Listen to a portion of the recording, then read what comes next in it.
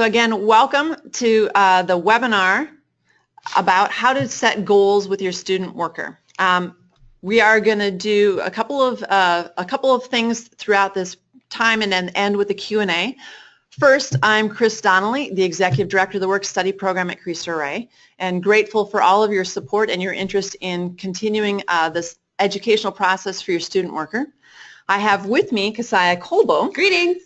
She is the Dean of the Work Study Program, so works on the student development side and sort of runs all that educational piece of work study for us.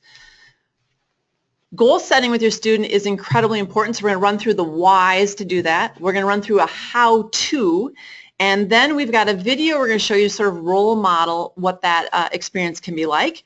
And finally, we're going to end with a question and answer session. You are going to be muted throughout this process, so use your chat window on the webinar to communicate with us. That is also the place to put in your questions, and so we'll be grabbing those toward the end. Questions that we're not able to get to, we will try to respond to via email from your coordinator. If we don't get to your question, feel free to email your coordinator as well. Make sure we can kind of cover that from both ends. There are two different forms that we use. One is the goals form that was emailed out to you with the invitation to this event.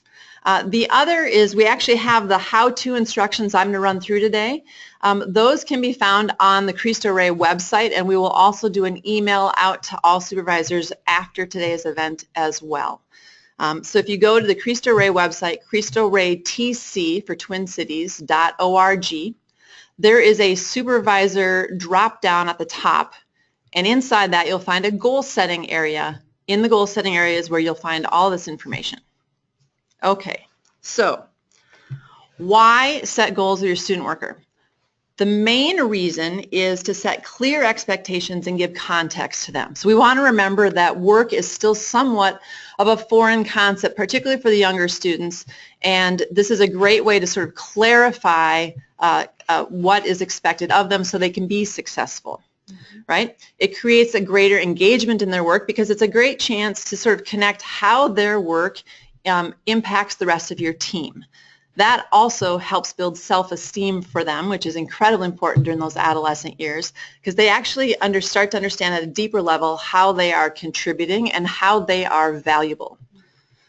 It also is a wonderful way to build a stronger relationship between you and your student. Okay, so those are sort of all of the whys. Now we're going to run through how to do this, all right?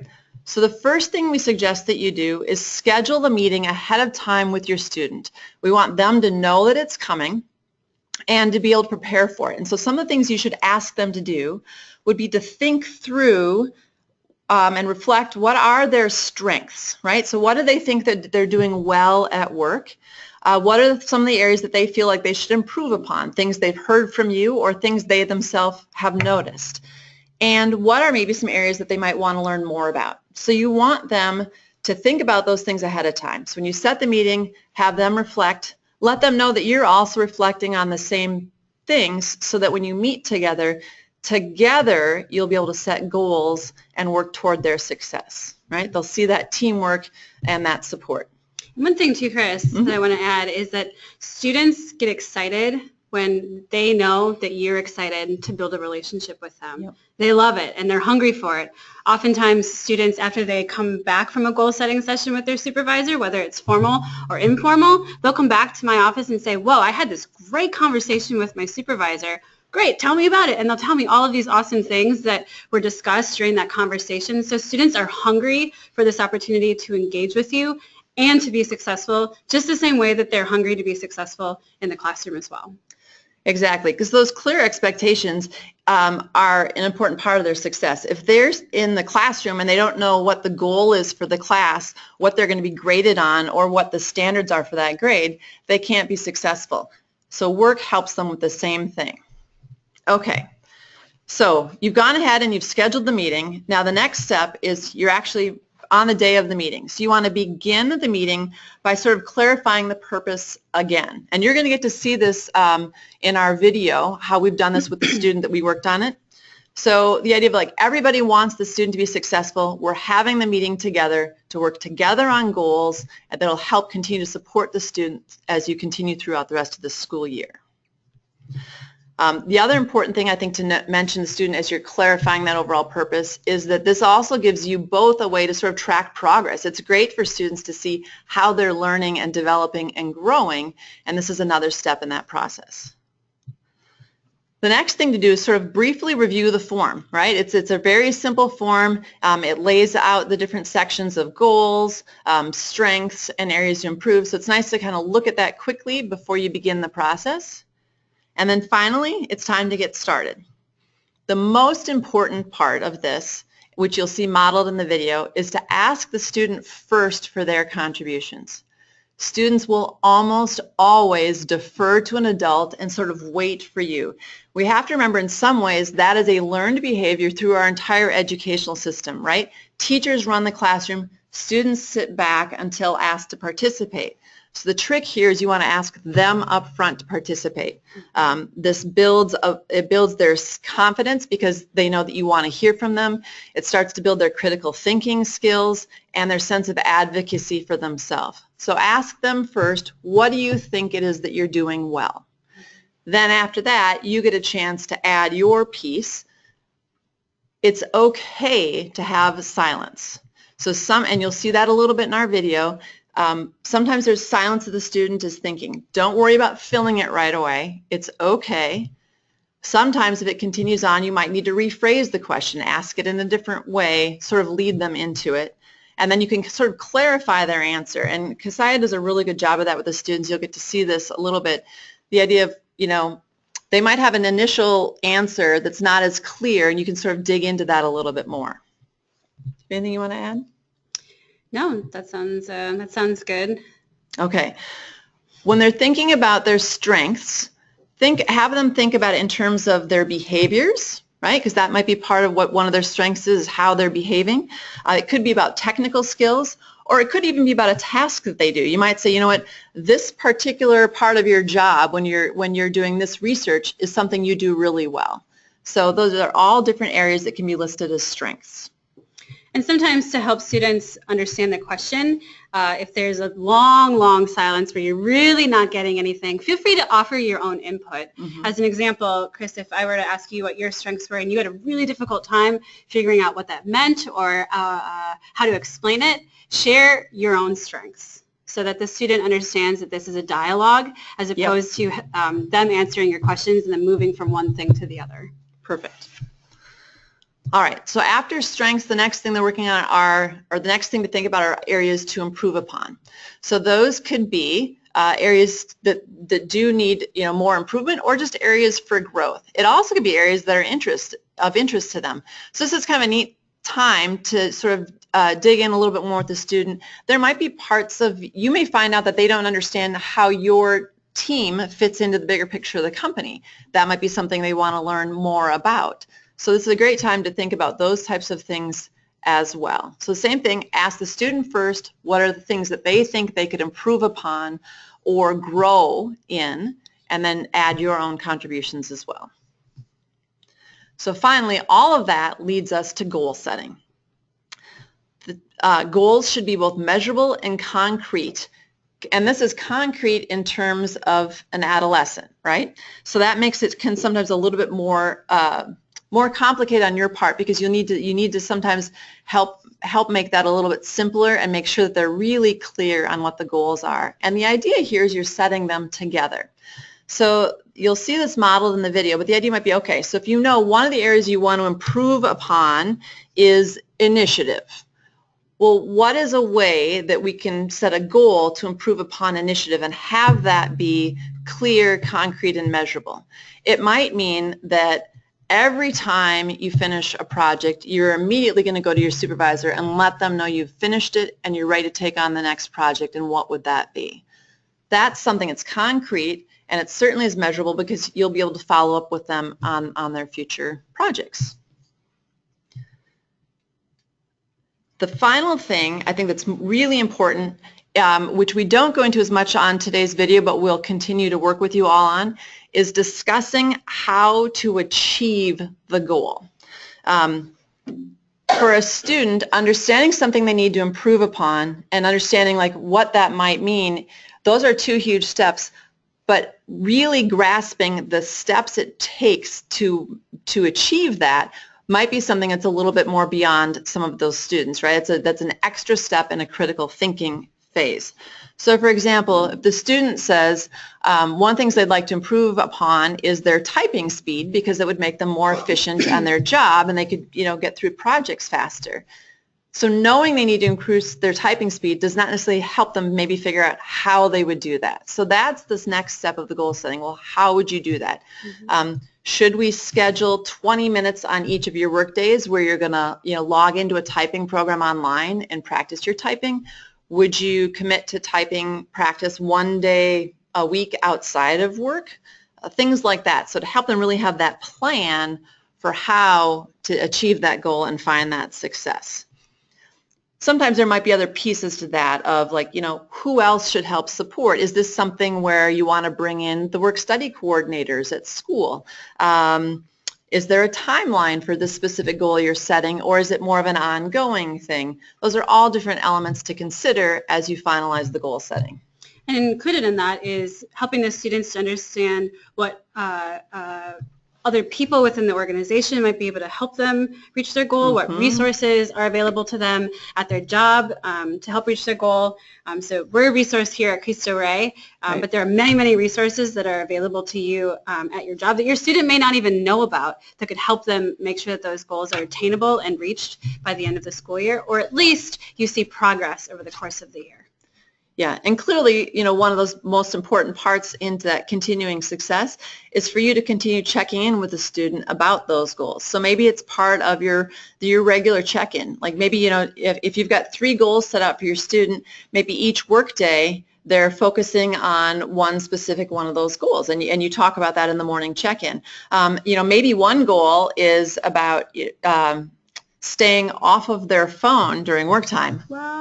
I know, shocking. We know that's a common goal, so maybe that's one that's focused on every work day, and it's a good way to start the day thinking about, okay, remember, here's the things we're going to focus on. It's about moving toward your goals and then heading into your work day. So lots of great ideas there. The next thing we'd like to do is show you a video where Kasaya worked with one of our students so we can have sort of a role model for this conversation for you. We are going to try to run it through the webinar. If it is choppy, there is a link in the chat window where you can go find the video and watch it from there. We will have it uploaded after today's webinar to YouTube, so you'll be able to watch it another time as well. So we're going to go show that video. It's about 13 minutes, and then we'll come back for Q&A. What we're going to do is we're going to talk about some of the strengths that you've brought to the workplace. I'll identify a few that your supervisor has shared with me, and then I want you to identify some of the strengths that you know that you bring to the table while you're at Anderson. Next, we'll talk about some areas for growth, so areas that you can identify that you might need to practice more often or think about more actively while you're on the job, and I can help you generate some of those ideas. And then finally, we're going to generate 3 different worksite goals for the upcoming winter and spring sessions that we can work towards together. Yeah. Okay? And I want to stress that when we create goals, it's a partnership both between the student and the work site. So as the person guiding you through this goals exercise, we're going to work on this together. All right, so if at any point something doesn't make sense or you need some clarification, just feel free to ask. I want this to be a conversation more than just answering yes, no, maybe. Cool? Cool. All right, awesome. Do you have any questions so far? No. Okay. So thinking about the things that you are doing at work, what are some of the strengths that you bring to the table? Some strengths are, I think, I'm really good at communicating with my supervisor or else teachers, but not also them, also like the students. For example, if a student doesn't know English and the teacher's talking to them, I'll usually translate them in Spanish. Awesome. What a great skill. That's fantastic. What are some other strengths that you bring to Anderson? Asking questions when I need answers. That's awesome. Can you give me a couple of examples of what some of those questions might be? It would be like if a teacher or my supervisor tells me to like do sorting or filing on whatever they want, and if I usually don't get it or how they want it to be organized, I would ask them like, how would you want me to file them or organize them? So follow-up questions. Yeah. Awesome. How about one more thing that you bring to the table while you're at Anderson? Something special about yourself? Something you're really proud of? Something I'm really proud of might be sometimes I'll like when it's quiet in the room, I just like talk to them and like try to make them smile, or like so it can be awkward or anything like that. Yeah. Yeah. So you're good at like building relationships and helping people feel comfortable? That's awesome. That's something that I notice here at school. You always are working to include your classmates, and you have just an awesome smile that makes other people happy. And I'm sure you do that at work too. Yeah. That's awesome. Cool. So some of the strengths that we talked about, communication. So communicating with your supervisor and other teachers, helping teachers with projects for students and organization. That all has to do with really positive communication to help make the workflow go well. You ask good questions, and you help translate for students who have trouble with English words. And you ask follow-up questions to make sure that you understand what your supervisor and what your students that you're working for are asking or talking about. And then the last strength that we've talked about is that you are really, really strong at relationship building, and you bring a really great personality to your team. Those are awesome. As you know, when you're at a job, there's always opportunities to learn and to grow. And I want to talk about some areas that you'd like to grow into, or some areas that you've identified at your job that maybe you need to really practice, or to apply some really, really, really hard work to make sure that you are meeting your supervisor's expectations. So what are some of those things that you'd like to work to be better at? Probably one of them would be when I get to my job, I would want to like not wait until my supervisor tells me what to do, but like to go up to her and like ask her what needs to be done. Cool. What's the word that we use in corporate work study? It starts with an I. Taking initiative? Taking initiative, yeah. It's kind of like a funny word to say, but taking initiative. So that means exactly what you're saying. You're the one that steps up to the plate to ask your supervisor what you need to do, instead of your supervisor approaching you first. Is that what I'm hearing? Yeah. Awesome, cool. Taking initiative. Cool, how about another one? Another area for growth. I think it would be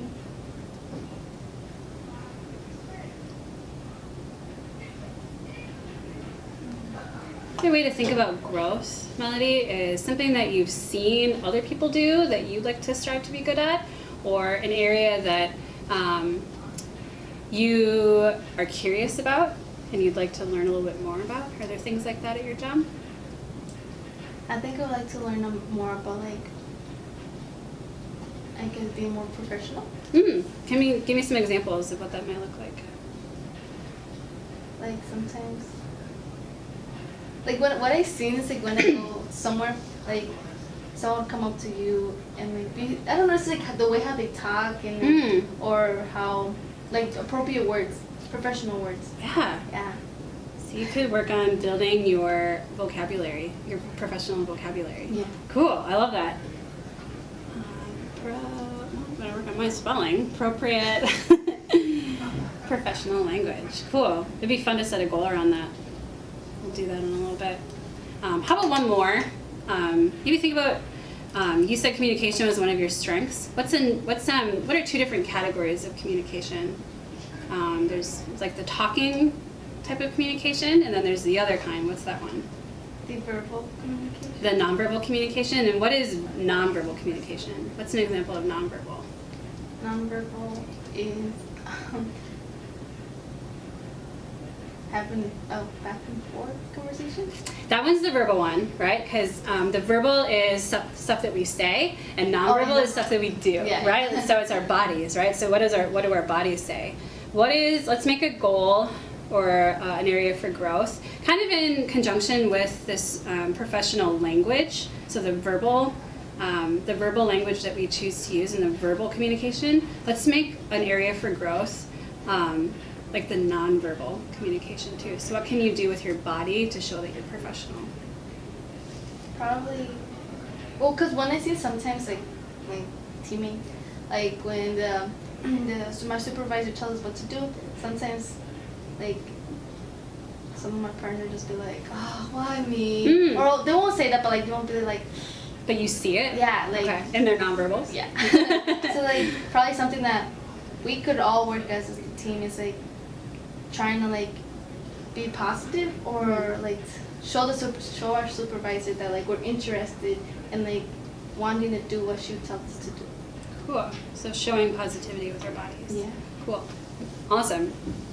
So areas for growth that we talked about, taking initiative, demonstrating really professional, appropriate verbal communication, and then demonstrating really professional nonverbal communication in a really positive way. Cool. So we've got some areas for growth. Let's identify some really specific goals that we can make for the winter, spring semester to help us grow into these areas of growth. Okay? So this first one, taking initiative. What's let's come up with a sentence that you could use with your supervisor to demonstrate your initiative. I could try to like be sort of speedy or like beat my supervisor before she tells me what to do. So jump right to the task? Yeah.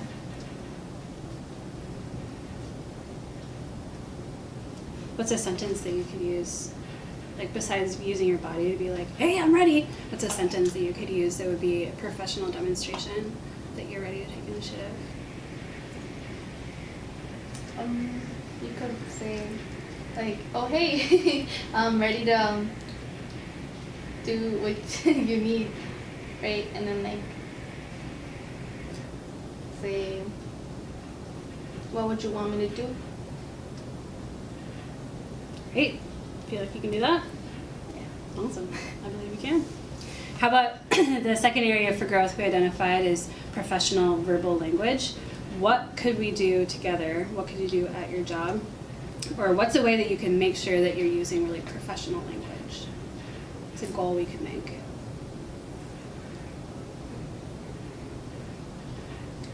Or another way of thinking about it, who are a couple of resources in the building here at Cristo Rey or in your building at Anderson that could help you build your professional vocabulary?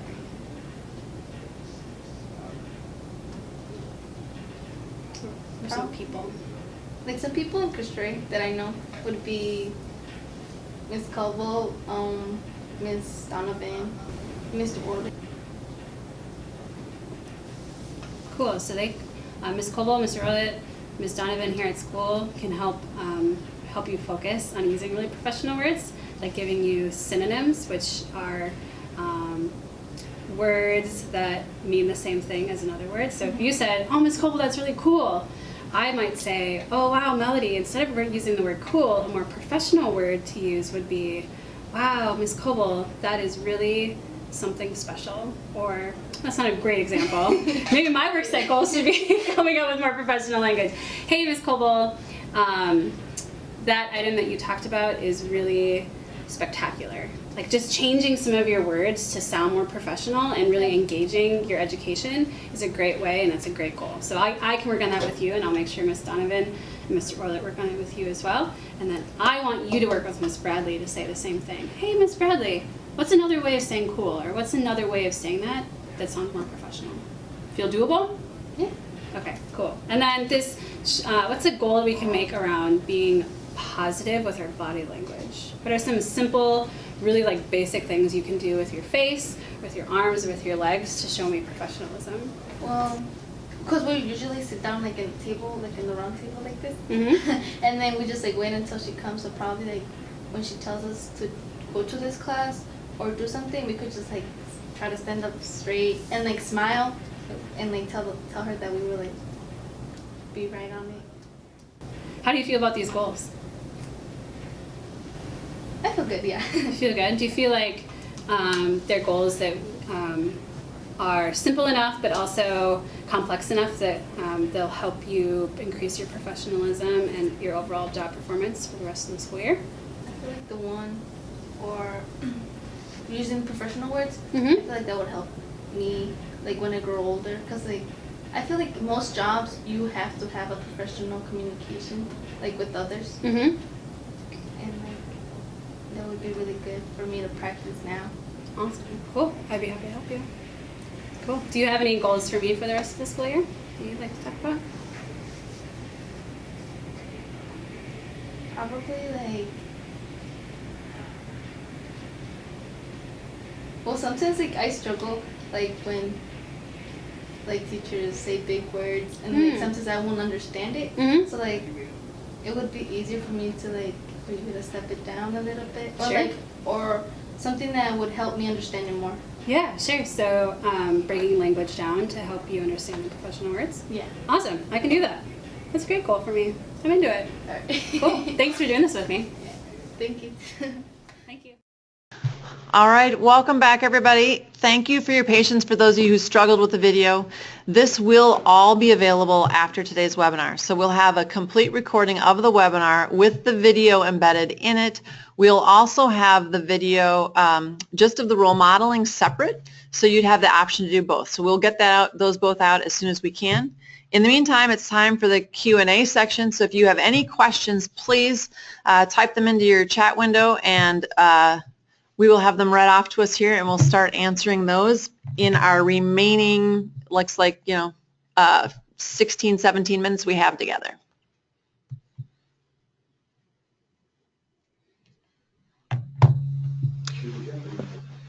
It could be anything from questions about the form, any questions about what you saw in the video, really any questions that you have in regard to helping your students be successful, whether it pertains to this goal-setting document or not. We're here for you for the next 16, 17 minutes to help figure out how to help your students be successful. So I'm going to start with one question for Ms. Colbo. Sure. Sometimes a student will say something that they think is a strength that you actually think is something that they need to improve upon. Mm-hmm. So how would you handle that with your student? Sure. If a student were to give a strength that they felt they were really excelling at and you felt differently, I would ask the student to give you an example of a time that they felt like they applied that strength while they were at work or while they were at school. And sometimes what they think that they are doing at work and what they're doing at school sometimes don't always match up. So helping the student see the differences between their behaviors at school and work can sometimes help to suss out some of those things. But I would certainly, the more examples that you can encourage your student to give of strengths or weaknesses or areas for growth, the better it is for that student to visualize them putting that into practice. And sometimes it's that your definition of that word might be different than theirs, and that brings it together.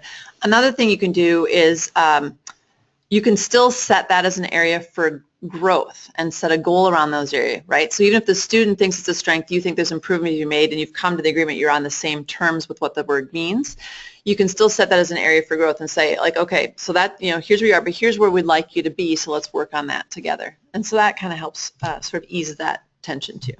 We've got a question? We've got several questions. Okay. The first question is from Teresa Drexler. She's just looking for some clarification on the forms. Can you just clarify the two different forms? Yep. So one is actually the goal setting form that you'll use with your students, and you'll see actually an area for strengths with like, I think it's just with 3 numbers, and then the area for things to work on and the area to set the goals. So that's one Word doc.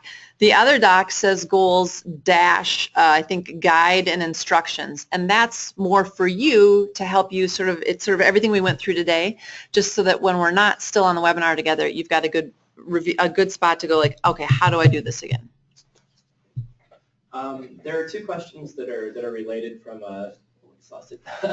from Jen Merrill and Holly Gaynor. Can you guys give some tips on helping to get students to open up. If students aren't responsive to questions, Yep. kind of getting them to share a little bit more. Yeah, so one of my tips for getting students to open up is, it's one of the reasons why we say schedule it ahead of time and tell the student what's going to be expected of them, so that they've been thinking about their strengths and things to work on. And then sometimes it's part of that clarifying the purpose again. Now, this is what we're doing together. I need to hear what you think as well as what I think, so this is a partnership. In addition to that, whether you're having a conversation about the weather, or you're having a conversation about goals, or you're having a conversation just for sake of having a conversation, students want to be able to be seen as just a regular human being, and they need to have you humanize yourself as a real person as well. Their environment at work is so much different than their environment at school. It's so much different than the environments that they choose to be a part of. So when they're at work, the more you can help them feel comfortable with you as just a basic human being who goes to the grocery store, who goes and buys gas, who has a family, who has a pet, the better and the easier it is for that student to feel like they can open up to you and to say yes and something besides just the word yes. Right. You have to figure out a way to level with your student and remind them that that you're both just human beings and to find common ground. The easier it is for you to have more in-depth conversations like these goal-setting conversations. And if you're setting a goal around opening up, there's a few things you can do, right? So if that's an area you want that you and the student want to improve upon, there are lots of great ways you can do that within the goal setting. One could be that a goal is when you come in the morning, you need to say hello to me and to one other person, right? So the idea of choosing a different person each week that they're going to say hello to, that seems like a pretty safe goal even for a kid who's really nervous. So that idea, and then you can check in, right? Then in your check-ins, like, who did you say hello to today? So that's one great way to do that. Another one is, we've done projects where a student has to interview different people. One might be where you say, okay, next week we're going to practice conversation skills. And this is something we do with students during summer training and at school, but it's also really good to think about how you can do that at the workplace. So it might be that you're going to schedule time and you practice conversation skills, and you talk about it from this standpoint. It's like playing volleyball, right? So one person says something and they're lobbing the ball to the other. The other participant in the conversation then needs to say something to lob the ball back. And so you can even put it in that context. And so you're starting the conversation, you're like, okay, so here's what I'm going to start with. I've lobbed the ball to you. Now you'll have to respond, and maybe you want to ask a question, lob it back to me. So there are a few great ways that you can actually incorporate that into your goal setting and be a goal to work on for the rest of the year. At some point, that'll become more natural for them. There are several kind of related questions about whether this is required, if the goals will be shared with Cristo Rey, with the school, and if any of the paperwork needs to be turned in. Sure. Let's repeat those questions back to the audience as well. So the question is whether this is required and whether the paperwork needs to be turned in and shared with the school. Did I hit everything? Okay. This is not required. This is suggested. It is a great tool to get the most out of your student worker. It is not required. Just highly encouraged. You can choose to share the goals with us or not. We want you to feel comfortable in having this relationship, this conversation with your student, but we are also always here to support you. So we're not going to require that you turn it into us, but we are here to be a part of that if we need to. And if you want us to help support the student and their goals, that's also a great piece too. So all optional, highly encouraged. We did something similar to this last year. Just the format was much different, and I think that we needed to do a better job, like we hopefully are doing now, of spreading the word about setting goals at the workplace. And many students came to me over the course of the 3 weeks or few weeks that we encouraged students to approach supervisors and set goals. And they were really, really excited about the opportunity to do it and the encouragement to do it. And when it didn't happen, which happened in a few cases, students were disappointed. So it might feel a little bit awkward or weird to say, all right, we're going to do some goal setting, but students are hungry to be successful. They're hungry to build relationships. They just have sort of a funny way of showing it sometimes. There you go. Sharon's wondering, kind of a follow-up, if this goal setting will be wrapped up in any kind of like a final project. Well, okay, so the question is, will this goal setting be wrapped up into any kind of a final project?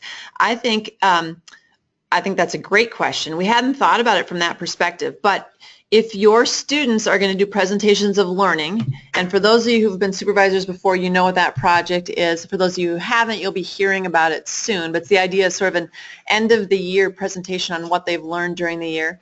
Goals would be a perfect thing to incorporate into that, and maybe even doing a sort of a recap of their year might be one of the goals you actually set, right? So they could be incorporated from that standpoint. But we hadn't actually thought about it more than that, more than this just being a great tool for success for the second half of the year. As the work study program continues to grow, we are continually learning from you. So I love that suggestion of having some sort of final project or capstone, which is mirroring what students do in the classroom. So I think that's great. Exactly. Yep. Next question. We're good? All right. If there aren't any more questions, we're going to let you all out of here a little bit early. Thank you so much for participating in our first ever webinar. Yay. And we hope you have the most fantastic goal setting conversations with your students. We are here to continue to support and look for all of this to be available online and in a format by early next week. Your your coordinators in the work study program will have their email inboxes open. So if you think of questions as your day goes on or as the weeks continue, please feel free to reach out to us. We'd love to help. Thank you. Thank you.